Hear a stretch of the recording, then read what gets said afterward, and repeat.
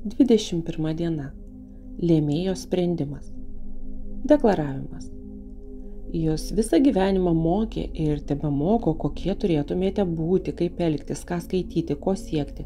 Dabar pasinaudokite savo pagrįstą teisę nustatyti savo kanonus. Jūs turite nuspręsti, kas jums teisinga, o kas neteisinga, kadangi jūs patys formuojate savo pasaulio sluoksnį. Jūs turite teisę laikyti teisingu tai, ką kiti laiko klaidingu, jeigu tai niekam nedaro žalos. Naudodamiesi privilegiją skelbti savo sprendimą, jūs gyvenate pagal savo kredo. Teisė skelbti lėmėjo sprendimą tai laisvė nuo slegiančių aplinkybių, nuo visko, kas temdo jūsų gyvenimą ir sudaro kliūčių kelyje į tikslą. Tai jums padės įgyti ramų pasitikėjimą. Aiškinimas.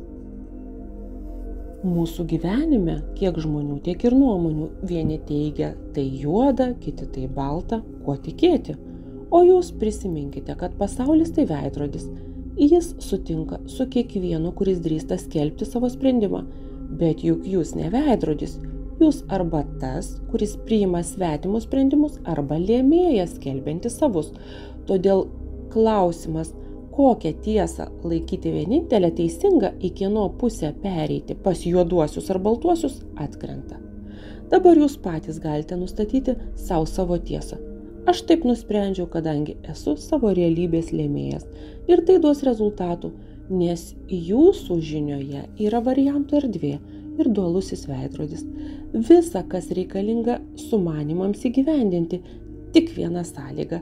Jūs iš tikrųjų privalote turėti įžūlumo pasinaudoti savo teisę. Mat, jei jūs abejojate ar jaučiate sąžinės graužimą, jūsų sprendimas netenka galios ir jūs iš įstatymų kūrėjo virstate teisiamuoju. Jei abejosite, bet kokiomis aplinkybėmis jūs veiksite neteisingai. Svarbu ne tai, ar teisingai jūs galvojate ir elgiatės, o tai, ar jūs įsitikinę savo teisumu. Tik negalima leisti, kad lėmėjo valia virstų proto diktatu. Sprendimas galioja tik tuo atveju, jei siela ir protas vieningi.